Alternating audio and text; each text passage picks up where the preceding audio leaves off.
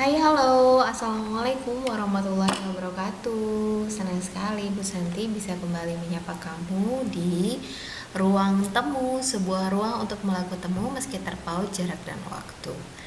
Hari ini kita mau bahas bareng-bareng tentang Proklamasi Indonesia Merdeka. Nah, gimana nih kabar kalian semua? Semoga tetap dalam keadaan yang baik-baik saja, masih bersemangat untuk mengikuti pembelajaran secara Indonesia ya. Kemarin Bu Santi udah menceritakan nih bagaimana sih proses terjadinya proklamasi.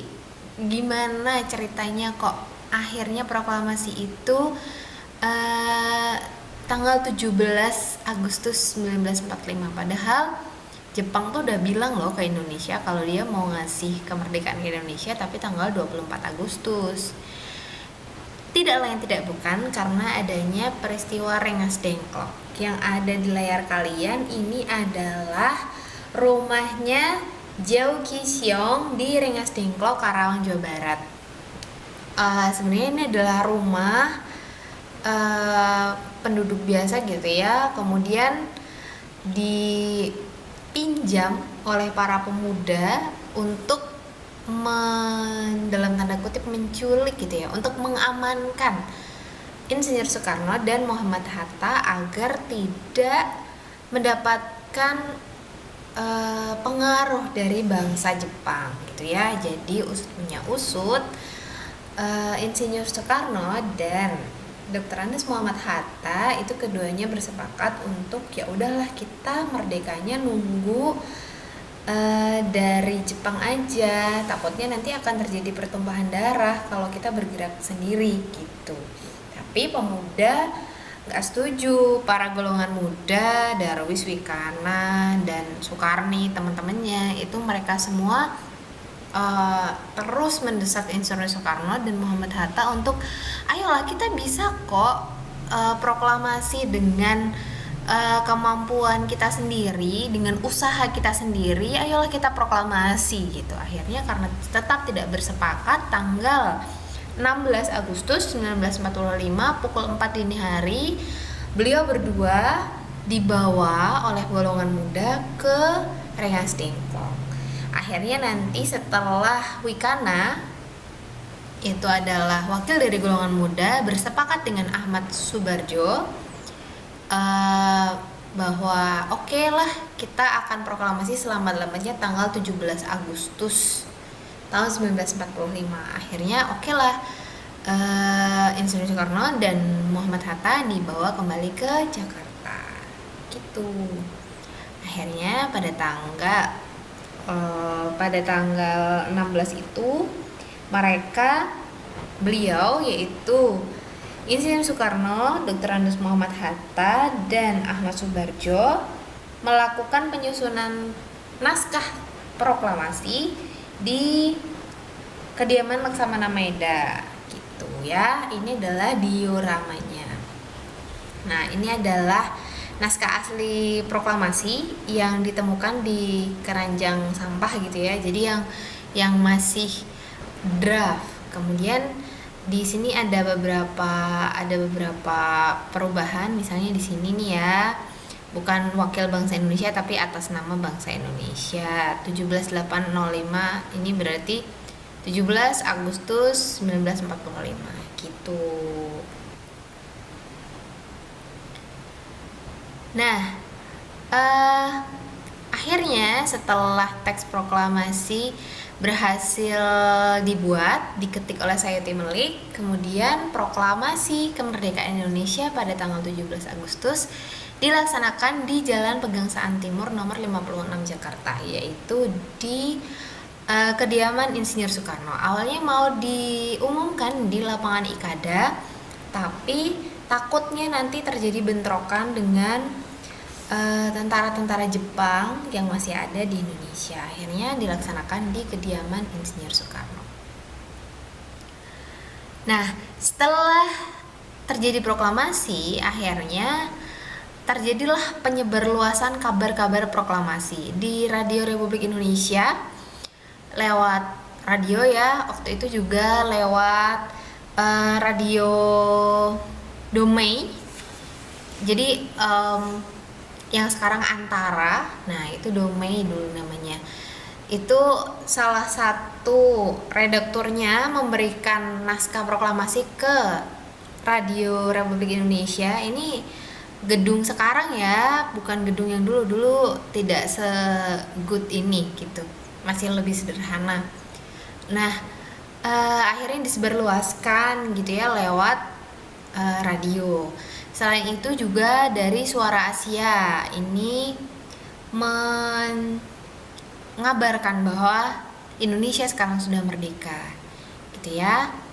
Bahkan sudah menjadi jadi pamflet-pamflet, ditulis-tulis di tembok gitu. Freedom is a glory of any nation. Indonesia for Indonesian gitu ya.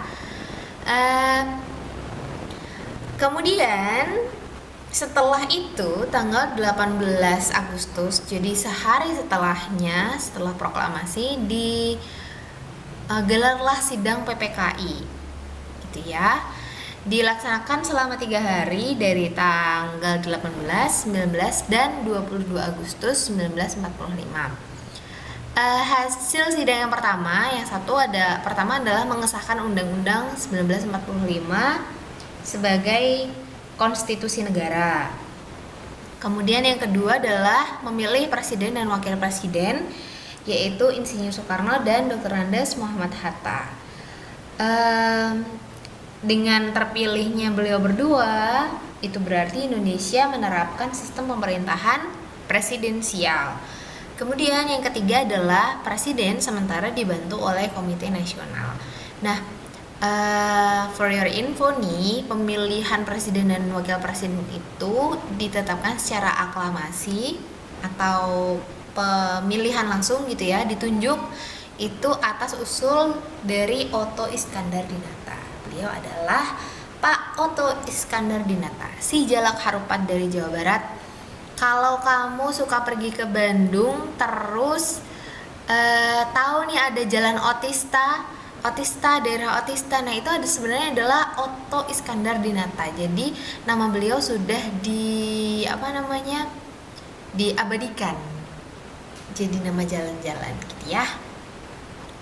Nah, sidang PPKI yang kedua yaitu tanggal 19 Agustus menghasilkan 2 keputusan. Yang pertama adalah membentuk kementerian terdiri atas 12 menteri, Menteri Dalam Negeri, Menteri Luar Negeri, Keuangan, Kehakiman, Menteri Keamanan Rakyat, Menteri Pengajaran, Penerangan, Menteri Sosial, Pekerjaan Umum, Menteri Kesehatan, dan terakhir Menteri Perhubungan dan Menteri Kemakmuran. Jadi ada 12 kementerian. Kemudian yang kedua adalah membagi wilayah menjadi 8 provinsi dan 2 daerah istimewa. 8 provinsi ini terdiri atas Jawa Barat, Jawa Tengah, Jawa Timur, Borneo atau Provinsi Kalimantan, Sulawesi, Maluku, Sunda Kecil, itu yang sekarang Nusa Tenggara, dan Provinsi Sumatera. Kemudian 2 daerah istimewa di situ adalah DIY, Daerah Istimewa Yogyakarta, dan juga Surakarta, Kasunanan Surakarta. Itu menjadi 2 daerah istimewa. Kemudian pada tanggal 22 Agustus 1945 ada 3 pembentukan badan baru ya. Yang pertama adalah KNIP, kedua adalah PNI, Partai Nasional Indonesia, dan ketiga adalah BKR, Badan Keamanan Rakyat.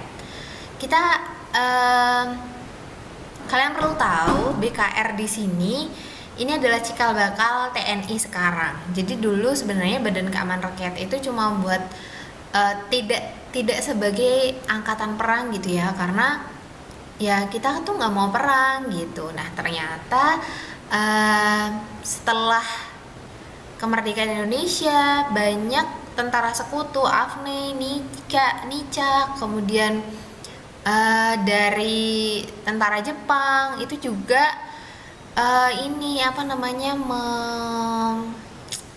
ada suara ya dek, maaf ya, ada tukang bubur. Mereka menyerang Indonesia. Akhirnya nanti BKR ini akan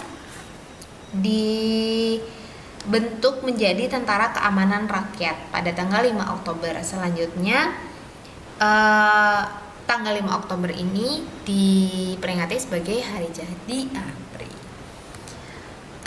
Ini dia KNPI. KNPI kalian salah deh, KNIP ya. Maaf ya, ini Bu Sunti salah ketik nih, KNIP. Komite Nasional Indonesia Pusat gitu ya. KNIP ini adalah ini adalah pengurus KNIP.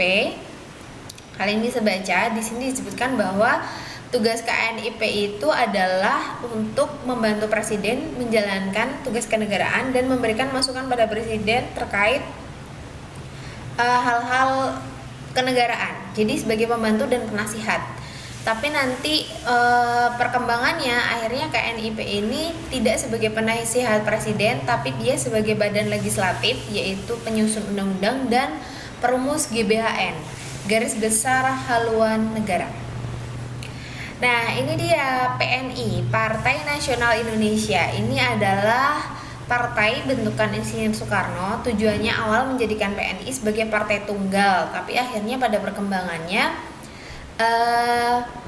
nanti akan muncul maklumat pemerintah nomor 3 tanggal 3 November 1945 tentang anjuran pembentukan partai politik. Karena ini sebenarnya ada satu tokoh yang sangat pro dengan pembentukan partai politik ini, yaitu Sultan Syahrir. Jadi beliau dalam tanda kutip ngotot ya, kita kan punya kebebasan mengeluarkan pendapat dan berorganisasi, kenapa partainya cuma satu gitu ya. Akhirnya muncullah maklumat ini.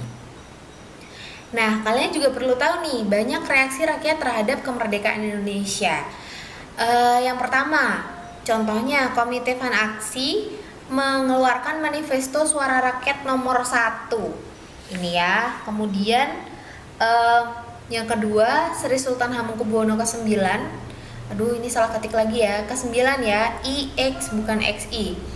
Menyatakan DIY bagian dari Indonesia. Jadi pernyataan Sri Sultan Hamengkubuwono ke-9 Bu Santi bacakan ya, ada 3. Yang pertama, Negari Ngayogyakarta Hardiningrat yang bersifat kerajaan adalah daerah istimewa dari negara Republik Indonesia. Sebagai kepala daerah, Sri Sultan HB9 memegang pemerintahan di wilayah Kesultanan Yogyakarta. Dan ketiga, Kesultanan Jogja mempunyai hubungan langsung dengan pemerintah pusat Republik Indonesia dan Sultan Yogyakarta bertanggung jawab atas negeri Yogyakarta langsung kepada presiden. Gitu. Dan yang ketiga adalah pelucutan senjata dan pengambilan aset Jepang di berbagai tempat. Di banyak tempat. Nah, ada beberapa peristiwa yang heroik gitu ya yang terjadi. Yang pertama, ada rapat akbar di lapangan Ikada, sekarang lapangan Monas ya, tanggal 19 September 1945. Jadi disinyalir Jepang itu mau menyerahkan Indonesia pada sekutu. Kemudian rakyat Indonesia berbondong-bondong berkumpul di lapangan Ikada, dan ini menjadi satu momen di mana pemerintah Indonesia, Pak Soekarno gitu ya, bisa bertemu langsung dengan rakyat Indonesia. Selain itu juga hal ini bisa menjadi hal yang menunjukkan kepada dunia bahwa bangsa Indonesia itu bisa loh meraih kemerdekaan atas perjuangan sendiri. Kita punya kekuatan, bukan atas pemberian Jepang gitu. Akhirnya meluaplah massa di lapangan Ikada. Kemudian ada peristiwa Hotel Yamato. Wah, ini sangat amat terkenal ya. Peristiwa perobekan bendera. Jadi pada tanggal 19 September 1945 di Hotel Yamato Surabaya, sekarang namanya Hotel Majapahit Surabaya ya. Dulu ada tentara gitu ya, tentara sekutu yang sebelumnya ditawan oleh Jepang. Dia ke puncak Hotel Yamato mengibarkan bendera kebangsaan Belanda gitu ya, merah, putih, biru. Dan akhirnya dirobek oleh pemuda Indonesia, warna birunya dirobek, berkibarlah bendera merah putih saja. Dan yang terakhir adalah pertemuan 5 hari di Semarang, tanggal 15 sampai 19 Oktober. Peristiwa heroik ini akhirnya diperingati atau diingat dengan adanya pembangunan Tugu Muda di Semarang. Ini sebagai tempat untuk mengenang pertemuan 5 hari di Semarang. Gitu. Nah, sekarang apa sih yang perlu kita lakukan untuk mengisi kemerdekaan? Yang pertama, untuk kalian yang masih belajar tentu harus giat belajar ya. Kita sudah enak nih, udah merdeka. Sekarang bagian kita untuk giat belajar dan berprestasi. Gitu ya. Walaupun keadaan masih sulit, kita belajar pun sulit, banyak tantangannya, tapi Bu Santi yakin kita semua pasti bisa. Oke, jangan gentar belajar ya, semangat terus.